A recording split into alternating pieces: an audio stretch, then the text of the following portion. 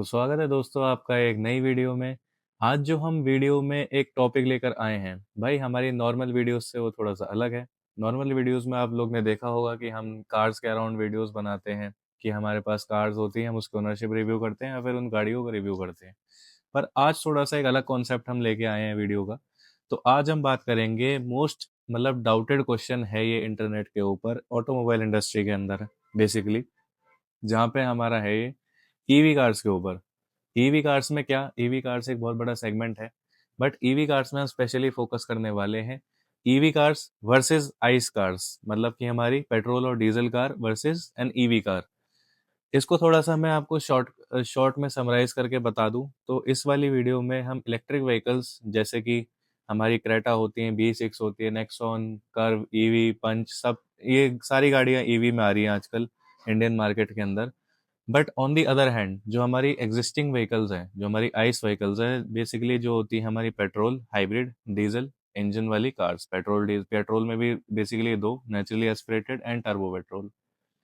तो अभी जो मोनोपोली इन लोगों ने इस सेगमेंट में बनाई हुई है हमारी इंजन वाली कार्स ने, तो ईवी वाली कार्स क्या उनको बीट कर पाएंगी या कर पा रही हैं इन 5 इयर्स के गैप के अंदर? अनवील करेंगे या फिर हम उसके बारे में जानेंगे कि भाई 5 इयर्स के अंदर हमारी जो पेट्रोल और डीजल की कॉस्ट रहती है, क्या वो ईवी सही में एक चीपर है, उसके लिए एक चीप ऑप्शन, या फिर नहीं? क्या उसकी कॉस्ट अलग आती है, क्या उसकी कॉस्ट इन दोनों के लिए सेम आती है? तो भाई हमारी इस वीडियो का पहला सेगमेंट जो हम कवर करने वाले हैं ये है assumptions। बेसिकली कि हम इस बारे में क्या बात करने वाले हैं, क्या बेसिक हमारी टर्म्स रहने वाली हैं, टर्म्स यानी कि हम किस चीज़ों पे बात करने वाली हैं। जो हमारा एवरेज यूसेज है गाड़ी का, मतलब एक एजम्पशन हम लेके चल रहे हैं कि हमारा एवरेज यूसेज क्या रहने वाला है। हम लेने वाले हैं भाई 12,000 से लेके 15,000 तक हमारी किलोमीटर एक साल के अंदर गाड़ी चल जाती है, चाहे वो ईवी हो, चाहे डीजल हो, चाहे पेट्रोल हो। हम ये एजम्पशन लेके चल रहे हैं क्योंकि इससे नीचे अगर हमारी रनिंग कॉस्ट है तो ऑब्वियसली वो कम आएगी और कहीं ना कहीं उसमें कहीं ना वो एक कंपैरिजन बन नहीं पाएगा।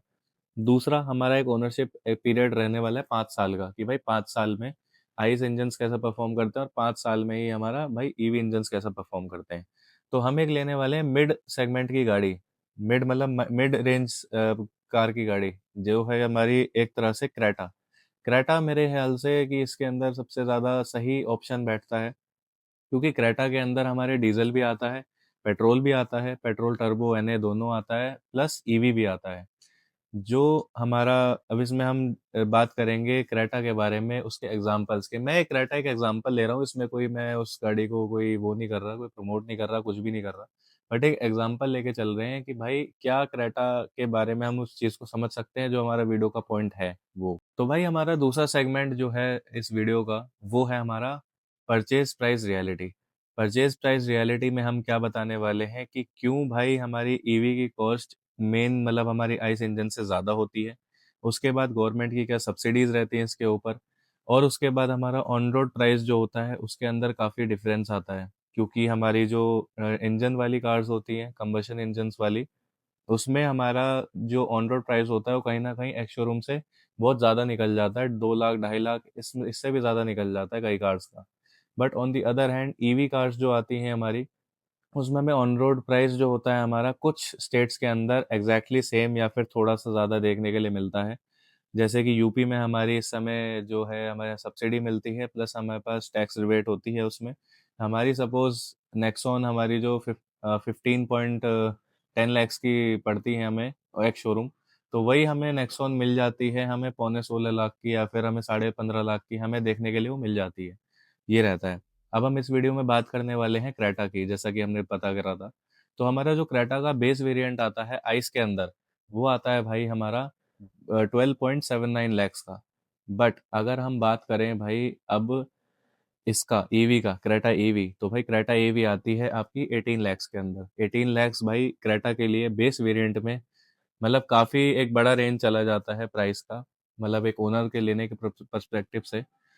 तो उसमें हम पता करेंगे कि भाई हमारी क्या सेविंग निकल के आती है, क्या कुछ निकल के आता है। तो भाई वीडियो के तीसरे सेक्शन में हम बढ़ते हैं आगे। तो हम इस वाले सेक्शन में बात करने वाले हैं फ्यूल वर्सेस इलेक्ट्रिसिटी कॉस्ट, कि भाई क्या ज़्यादा है क्या कम है। तो भाई इसमें एक इम्पॉर्टेंट फैक्टर जो है वो रहता है कि आपकी गाड़ी पेट्रोल है या डीजल। सबसे पहले हम आइस इंजन्स की बात कर लेते हैं।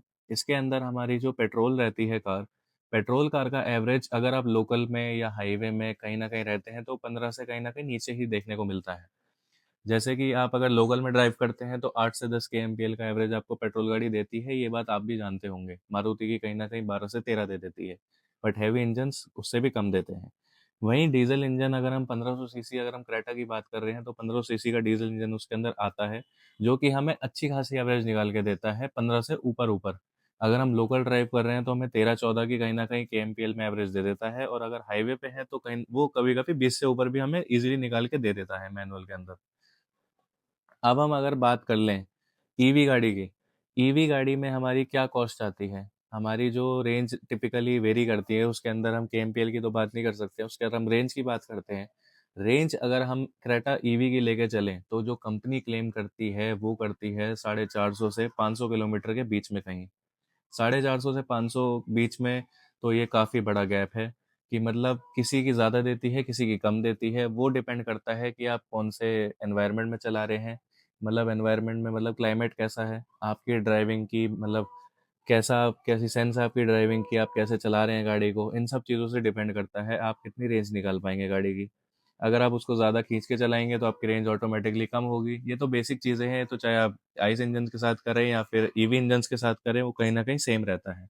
अब हम बात कर लेते हैं भाई कॉस्ट की। कॉस्ट हमारी जो निकल के आती है ना भाई, अगर हम मंथली बात करते हैं, मंथली अगर हम बात करते हैं तो हमारी जो पेट्रोल डीजल की एवरेज निकल के आती है ना, मतलब कॉस्ट निकल के आती है, वो आती है 18 से 20,000 रुपए की मंथली, अगर हम मंथली बात कर रहे हैं। इसमें कोई और चार्जेस मैंने मेंटेनेंस वगैरह कुछ भी इंक्लूड नहीं करा है। 8,000 से 12,000 आते हैं अगर आप रोज आपकी अपनी गाड़ी चला रहे हैं अच्छे खासे किलोमीटर्स पे। ईवी गाड़ी की कहीं ना कहीं अगर हम कॉस्ट निकालें कि भाई हमारी मंथली कितनी आती है, तो भाई मंथली अगर इसमें भी दो पार्ट होते हैं, मंथली में भी अगर हम दो पार्ट होते हैं, एक हम रखते हैं भाई अपना पब्लिक चार्जिंग, एक रखते हैं हम होम चार्जिंग।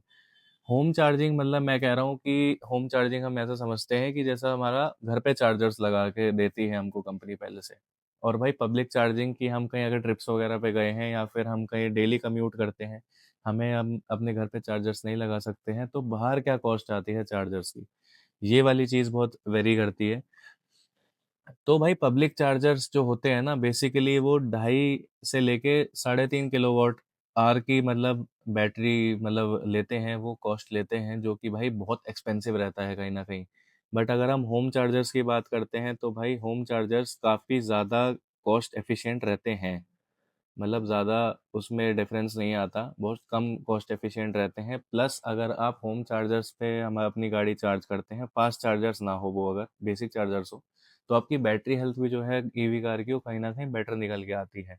ईवी गाड़ी का एडवांटेज कहीं न कहीं बस तभी मिल सकता है आपको कि अगर आप होम चार्जर्स का इस्तेमाल करें। अगर आप बाहर वाले चार्जर्स यूज़ करते हैं, पब्लिक चार्जर्स जो कि जियो, बीपी और इंस्टैटिक वगैरह के होते हैं, जो बाहर हाईवेज़ वगैरह पे मिलते हैं, पेट्रोल पंप्स पे मिलते हैं, उनका यूज़ करेंगे, तो आपको कहीं न कहीं भाई गैप देखने को मिले कम देखने को मिलेगा अपनी कॉस्ट के लिए। अगर आप कॉस्ट इफेक्टिव जाना चाह रहे हैं डीज़ल, पेट्रोल के ऊपर, तो आपको वो कम देखने को मिलेगा। अगर हम बात कर लेते हैं भाई एनुअली हमारा 1 साल के अंदर कितना कॉस्ट निकल के आ जाता है, जो हम डिफरेंस करें अगर एक क्रेटा जैसी गाड़ी का, तो भाई डीज़ल और पेट्रोल में अगर हम निकाल के चलते हैं, तो भाई 1,20,000 से लेके 1,80,000 तक भी कॉस्ट आपकी फ्यूल की आ सकती है, अगर आप महीने का 8 से 12,000 का तेल उसमें डलवा रहे हैं तो। बट अगर आप ईवी की तरफ जाएँ तो एनुअल उसकी रहती है कॉस्ट, अगर आप घर पे चार्ज कर रहे हैं बेसिकली तब, तो भाई आपकी निकल के आती है 18,000 से 25,000 की सालाना। सालाना मतलब ईयरली, ये आपकी कॉस्ट निकल के आती है ईवी गाड़ी की। अगला सेगमेंट जो हमारी वीडियो का है, वो है भाई आप लोगों का फेवरेट सेगमेंट, जो है भाई मेंटेनेंस। मेंटेनेंस भाई बहुत बड़ा फैक्टर है अगर आप कंपैरिजन कर रहे हैं इन दोनों चीज़ों का, इन दोनों व्हीकल्स का।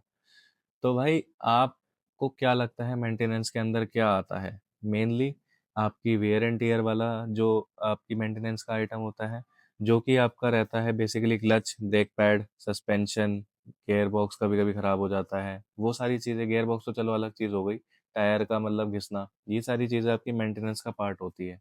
इंजन ऑयल, बाकी सारी बेसिक सर्विस जो भी होती है, ये सब आपकी मेंटेनेंस का पार्ट होती है। और ईवी में क्या मेंटेनेंस होती है, अगर आप ईवी गाड़ी लेते हैं तो आप बिल्कुल ये मत सोचिएगा कि आपकी मेंटेनेंस मतलब बिल्कुल ज़ीरो रहने वाली है, आपको सर्विस सेंटर की शक्ल बिल्कुल देखनी ही नहीं पड़ेगी। ऐसा बिल्कुल गलत है। ये मैं मानता हूँ कि ईवी गाड़ी के अंदर आपका इंजन ऑयल चेंज नहीं होता, कोई भी फ़िल्टर्स चेंज नहीं होते। इसमें क्या होता है भाई, एक बहुत बड़ी चीज़ कि इसके जो ब्रेक पैड्स होते हैं, बहुत जल्दी वेयर आउट करते हैं। इसके ब्रेक पैड्स वेयर आउट जल्दी क्यों करते हैं? क्योंकि इसमें आती है भाई हमारी रीजनरेटिव ब्रेकिंग। रीजनरेटिव ब्रेकिंग के 3 लेवल्स होते हैं मोस्टली गाड़ियों में, 1, 2 और 3। अगर आप जिस पे भी सेट करते हैं, 3 पे सबसे ज़्यादा आपकी गाड़ी ब्रेकिंग लेके चलती है। ब्रेकिंग से बेसिकली क्या होता है, रीजनरेटिव ब्रेकिंग से आपकी जो बैटरी है गाड़ी की, वो कहीं न कहीं वो अपने आप को चार्ज करती है ब्रेकिंग करके, जिससे कि आपकी जो रेंज है, वो बढ़ सके। बट अगर हम बात कर लेते हैं कि इसमें मेंटेनेंस वाला और फिर क्या है? भाई मेंटेनेंस वाला इसमें बेसिकली रहता है आपका टायर। आपके टायर्स जल्दी वेयर आउट होते हैं, आपकी ब्रेक्स जल्दी वेयर आउट होती है, आपको कहीं न कहीं ये सारी ऑयलिंग वगैरह करानी पड़ती है गाड़ी के पार्ट्स की, क्योंकि भाई बैटरी वाला सामान है, आपको रेगुलर चेकअप्स के लिए ज़रूर जाना पड़ता है। बट अगर हम आईसी इंजन्स की बात करते हैं, अगर हम क्रेटा की बात करते हैं बेसिकली, ये वाली चीज़ें तो हर गाड़ी ईवी में सेम रहती हैं जो मैंने अभी बताई आपको।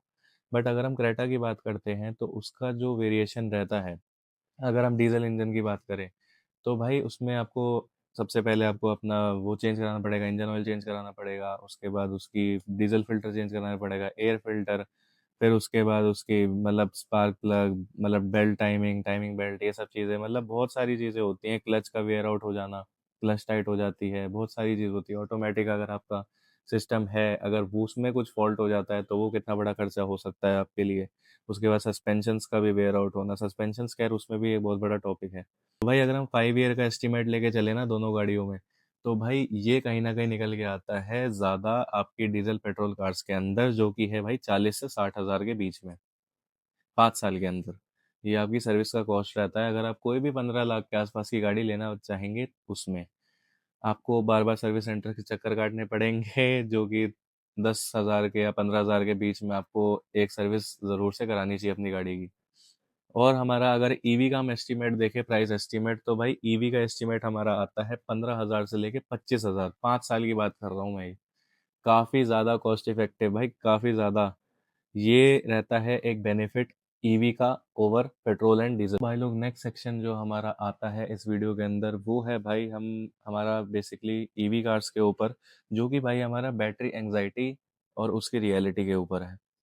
भाई बैटरी एंग्जाइटी, आप इसे क्या समझते हैं? भाई बैटरी एंग्जाइटी बेसिकली वो होती है कि आपकी गाड़ी, अगर आप लॉन्ग टर्म के लिए यूज़ कर रहे हैं अपनी ईवी कार, तो भाई उसकी बैटरी हेल्थ तक कितनी ज़्यादा डिग्रेड होती है। आपको उसकी एंग्जाइटी होती है कि आपने अगर फास्ट चार्जर से कहीं ना कहीं चार्ज कर दी, आपकी गाड़ी बहुत ज़्यादा फास्ट चार्जर्स पे यूज़ होती है, तो उसकी बैटरी कहीं ना कहीं भाई आपको डिटोरिएट होगी कुछ साल के इंटरवल्स पे। ये सच्चाई बात है। अगर आप अपनी गाड़ी का प्रॉपर केयर करते हैं, अगर आप अपनी गाड़ी को घर पे चार्ज करते हैं स्लो चार्जर से, जो कि ओवरनाइट चार्ज होती है, ये सारी चीज़ें होती हैं भाई, तो फिर आपकी बैटरी कहीं न कहीं अच्छा परफ़ॉर्म करेगी। ये टोटली डिपेंड करता है कि आप अपनी बैटरी को, अपनी गाड़ी को कैसे यूज़ करते हैं, उस चीज़ पे। इसमें एंग्ज़ायटी कई लोगों को ऐसी होती है कि कई लोग ये सोचते हैं कि अगर हमने 100% चार्ज करा गाड़ी को, तो हमारी गाड़ी की बैटरी हेल्थ कहीं न कहीं डिप्लीट हो जाएगी साल के अंदर-अंदर। जो कि मैंने एक ओनर से भी बात करी थी, उनके पास टाटा नेक्सॉन है ईवी के अंदर। वो उन्होंने काफ़ी ज़्यादा 1 लाख प्लस वो अपनी गाड़ी को ड्राइव कर चुके हैं, 3-4 साल उन्हें हो गए हैं रखते हुए गाड़ी को। तो वो इस चीज़ को एक्सप्लेन कर रहे थे कि उन्हें एंग्ज़ायटी होती है बैटरी की, कि उनकी गाड़ी जब नई थी, वो रिलेटिवली 100% बैटरी हेल्थ की कैपेसिटी पे चार्ज होती थी, बट अब वो 3 साल 4 साल हो गए हैं उस गाड़ी को, तो भाई वो कहीं न कहीं 85 के अराउंड उनकी बैटरी हेल्थ परसेंटेज जो है वो आ गई है। तो उस पे वो कहीं न कहीं रेंज उसकी घट जाती है। अगर वो उस टाइम पे 350 किलोमीटर चलती थी, तो अब कहीं न कहीं वो 280 या 270 ही चलती है। और ये रियल बात होती है का बैटरी कार्स के अंदर। इसमें भाई अगर हम बात कर लें वारंटी की, तो भाई वारंटी जो हमें मोस्टली कार कंपनीज़ देती हैं, अगर हम क्रेटा की भी बात करते हैं, तो भाई हमें मोस्टली ये देती हैं 8 इयर्स की, 1,60,000 किलोमीटर्स की वारंटी हमें इसके अंदर देखने को मिलती है।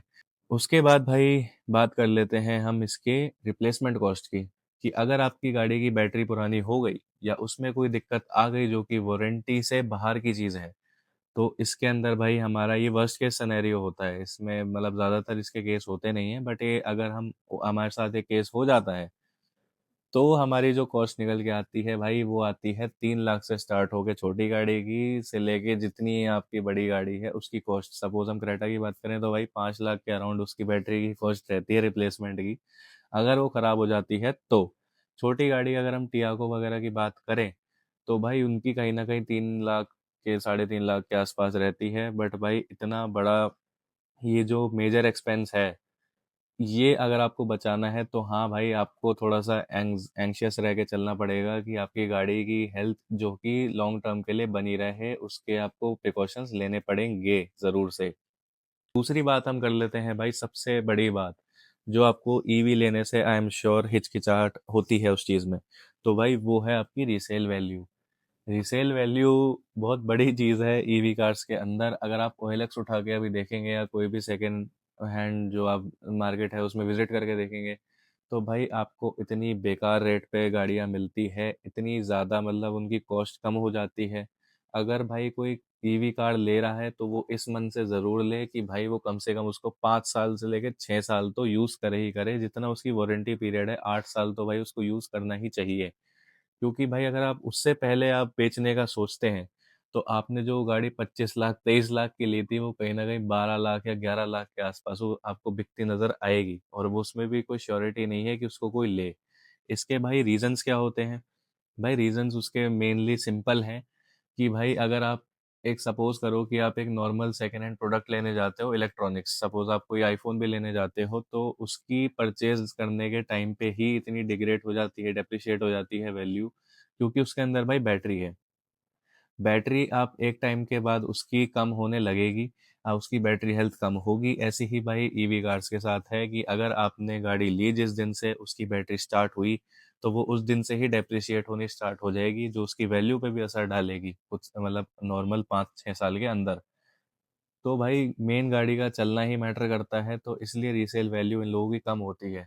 अगर हम बात करें भाई डीजल गाड़ी की, पेट्रोल गाड़ी की, तो भाई उसमें आपका इंजन के ऊपर डिपेंड करता है प्योरली कि आपका इंजन कैसा ड्रिवन है, कितने उसमें मैकेनिकल फॉल्ट आए हैं, नहीं आए हैं। तो भाई वो रिलायबिलिटी वो इंजन टू इंजन डिपेंड करती है कि वो कितना रिलायबल इंजन है। तो भाई उसके हिसाब से उसकी रीसेल वैल्यू भी सेट होती है उस गाड़ी की। बट भाई ईवी गाड़ी के अंदर वो 30 से 40% कम होती है। अगर हम इंडिया की बात करें तो वो उससे भी ज़्यादा है। हिडन कॉस्ट, जैसा कि हम हिडन कॉस्ट की बात कर रहे थे, तो एक और हिडन कॉस्ट आती है ईवी के अंदर कि अगर आपके पास होम चार्जिंग अवेलेबल नहीं है, ऐसा कोई भी आपके पास सुविधा नहीं है कि आप होम चार्जिंग कर पाते हैं, तो आपको जाना पड़ेगा भाई अपने नियरेस्ट कोई भी चार्जिंग स्टेशन के अंदर। पहली चीज़ तो उसको भाई ढूंढना इतना मुश्किल होता है कि आपको ढूंढना इतना डिफिकल्ट रहता है आजकल। अगर मेट्रोपॉलिटन्स में आप रह रहे हैं तो काफ़ी आपके लिए ठीक है, इतना कोई मुश्किल काम नहीं है। बट इजीली लोगों के घर के आसपास अभी अवेलेबल नहीं है चार्जर्स।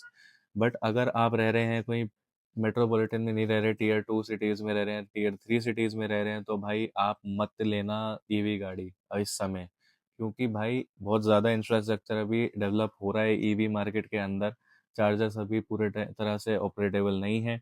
बाकी आपको एक स्ट्रेस रहता है कॉस्ट का कि भाई अगर आपके पास घर पे चार्जर नहीं है, आप कहीं चार्ज करने जा रहे हो अपनी गाड़ी को, तो भाई आप मान के चलना कि 5 साल के अंदर आपका 20 से 40 हज़ार का खर्चा है, ये भी जुड़ जाता है कि आप घर पे चार्ज नहीं कर रहे, बाहर चार्ज कर रहे हो। उसमें भी कोई श्योरिटी नहीं है कि आप जाओगे तो आप अपनी गाड़ी चार्ज कर लोगे, आपको कोई वहाँ पे भीड़ नहीं मिलेगी।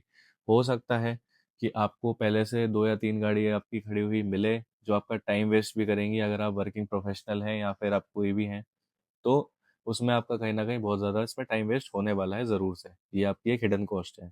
अब हम भाई अपनी वीडियो को फाइनल अपने एक सेक्शन से कंप्लीट करना चाहते हैं, जो आपको आई एम श्योर बहुत ही ज़्यादा हेल्प करने वाली है आपकी डिसीज़न में कि आपको ईवी कार लेनी चाहिए या फिर पेट्रोल डीजल कार लेनी चाहिए।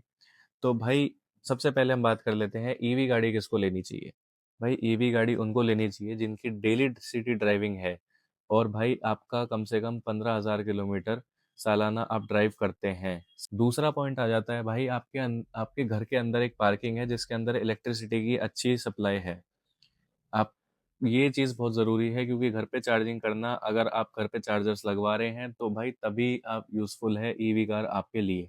बड़ी चीज़ नहीं है बैटरी वारंटी अगर देखा जाए तो ईवी कार्स के अंदर, क्योंकि भाई मैंने देखा है कि हुंडई की बात अगर अलग रखें हम, तो टाटा जो दे रही है अपनी नेक्सॉन पे या फिर आपकी कोई सी भी कर्व वगैरह पे, तो भाई वो लाइफ टाइम वारंटी दे रहे हैं अपनी बैटरी पे। तो यार ये काफ़ी सही चीज़ें मेरे को लगती हैं, एक एज़ अ इंडियन ब्रांड ऐसी चीज़ें करना कस्टमर्स के लिए जो कि ईवी प्रमोट कर रही हैं वो कहीं न कहीं, कि हमारी ईवी ज़्यादा से ज़्यादा हमारी रोड्स पे दिखे, हमारी एनवायरनमेंट फ्रेंडली हमारा एनवायरनमेंट बने। जो कि भाई पर्सनली मुझे नहीं लगता कि एनवायरनमेंट फ्रेंडली ईवी करती हैं, क्योंकि भाई इतना सारा जो ई-वेस्ट निकल के आता है इन सब से, ये जो बैटरीज़ वगैरह हैं अभी तो ये चल रही हैं। पर भाई इनकी अगर सप्लाई कहीं न कहीं बढ़ जाएगी इन नियर फ्यूचर, जैसा कि हमारी गवर्नमेंट बंद करने के पीछे पड़ी हुई है डीजल कार्स को, पेट्रोल कार्स को, तो भाई ईवी ही दिखेंगी। भाई ईवी की जो बैटरी है वो कहाँ रिसाइकल होगी, कहाँ उसका मतलब वेस्ट डिस्पोज होगा, कैसे रिसाइक, मतलब ये सारी चीज़ें बहुत बड़ी मैटर करती हैं इस समय। आपका ई वेस्ट कितना ज़्यादा इकट्ठा होगा उस पे। अब बात कर लेते हैं भाई अपनी आइस इंजन्स की। भाई किसको लेनी चाहिए अपनी डीजल इंजन या पेट्रोल इंजन की गाड़ियाँ? भाई जिनकी जो एनुअल कॉस्ट है वो 10,000 से कम है, वो ले, कि आपका 10,000 से मतलब सालाना 10,000 से कम आपकी गाड़ी चलती है, ड्राइव होती है। आपके हाईवे ट्रिप्स होने चाहिए भाई 500 किलोमीटर से ज़्यादा के फ्रीक्वेंटली। क्योंकि भाई आपकी अगर आप डीजल कार प्रेफर कर रहे हैं तो मैं आपको बता दूं कि डीपीएफ आजकल इतनी बड़ी प्रॉब्लम बन चुकी है डीजल कार्स के अंदर, कि आप उस गाड़ी को अगर बिल्कुल प्योर लोकल ड्राइव कर रहे हैं बहुत टाइम तक, तो भाई आपकी डीपीएफ रीजन होता रहेगा और आपका कहीं न कहीं आपको डीपीएफ की इश्यू आएगा। आपका वो क्लॉग हो जाएगा, क्योंकि उसको उसका जो पार्टिकुलेट मैटर होता है वो निकल नहीं पाएगा। इसलिए हाईवे ड्राइव करनी चाहिए इन कार्स की, ताकि उनका जो फ्लो होता है वो डीपीएफ का वो रीजन होता रहे। आपकी गाड़ी एक कांस्टेंट 70 से 100 की स्पीड के बीच में चलती रहे एक लॉन्ग टाइम के लिए, ताकि वो अपना जो प्रोसेस है गाड़ी उसको क्लीन अप अच्छे से करती रहे। अगर आप लोकल चल रहे हैं, दूसरे तीसरे गियर में ही चलते हैं, तो भाई ये तो चीज़ बिल्कुल डीजल कार्स तो बिल्कुल ना लें, इट्स अ बिग नो। अगर आपके पास होम चार्जिंग अवेलेबल नहीं है तो ऑफ कोर्स आपके पास कोई ऑप्शन नहीं बचता, आपको आइस इंजन्स की तरफ ही जाना पड़ेगा। और भाई अगर आपका प्लान है कि आप 3-4 साल में या 5 साल में गाड़ी बेच देंगे, तो भाई आप ज़रूर से आइस इंजन ही लें, क्योंकि भाई आपको कहीं न कहीं अच्छी रीसेल देखने के लिए मिलती है पेट्रोल डीज़ल पे। बहुत अच्छी देखने को मिलती है, बहुत कुछ कार्स पे जैसे क्रेटा है, उस पे बहुत अच्छी रीसेल देखने को मिलती है। अगर आपने आज 18 लाख की क्रेटा ली है, मेरा पर्सनल एक्सपीरियंस है, मैंने 2018 में अपनी डीज़ल क्रेटा ली थी।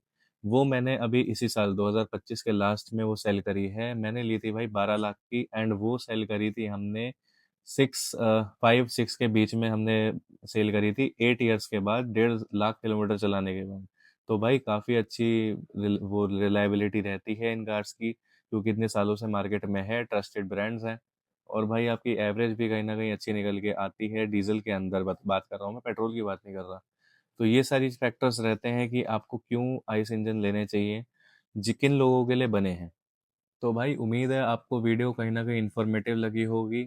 अच्छे से आपको अंडरस्टैंड हुआ होगा कि आपको क्या अपनी बाइंग परचेज़ करनी चाहिए आपको। पेट्रोल गाड़ी करनी चाहिए, डीज़ल गाड़ी करनी चाहिए, या फिर ईवी कार्स की तरफ आपको जाना चाहिए। मेरा आपका अगर आप मेरी अगर पॉइंट ऑफ व्यू से सोचें, अगर आपकी ड्राइव भाई ज़्यादा है, आप लोकल चलते हो, आप डेली ऑफ़िस जाते हो, आपको ये टेंशन नहीं पालनी कि भाई हम इतना कॉस्ट अफोर्ड नहीं कर पाएँगे अपनी मंथली सैलरी में से पेट्रोल डीज़ल के लिए, तो भाई ईवी गाड़ी आपके लिए तब मैटर करती है अगर आपको सही में कॉस्ट बचानी है। और हाँ, कहीं न कहीं ईवी गाड़ियाँ कॉस्ट बचाती हैं आपकी, but on the other hand उनके हिडन कॉस्ट भी काफ़ी सारे रहते हैं। जैसे कि आपकी बैटरी खराब हो सकती है, आपको रीसेल नहीं मिलेगी उन गाड़ियों की, एंड जो भी हमने पीछे वीडियो में बात करी वो सारी चीज़ें। भाई आप अगर चाहते हैं टेंशन फ्री रहना, आपको इस सब से कोई मतलब नहीं है, आपको बैटरी की गाड़ी नहीं चाहिए, आपको आप पे है अच्छा खासा पैसा, आप उसको अफ़ोर्ड कर सकते हैं। आजकल जो डीज़ल कार्स, पेट्रोल कार्स आ रही हैं, तो भाई ऑफ़ कोर्स आप उन्हीं के पास जाएँ, आपको रीसेल अच्छी मिलेगी, आपको लॉन्ग टर्म आप उनको रखेंगे, उसके बाद भी आप बेच देंगे तो भी आपको अच्छी रीसेल मिलेगी उन कार्स की। भाई सब चीज़ों के अपने प्रोज़ होते हैं, सब चीज़ों के अपने कॉन्स होते हैं। बाकी डिपेंड करता है डिसीज़न पे आपके।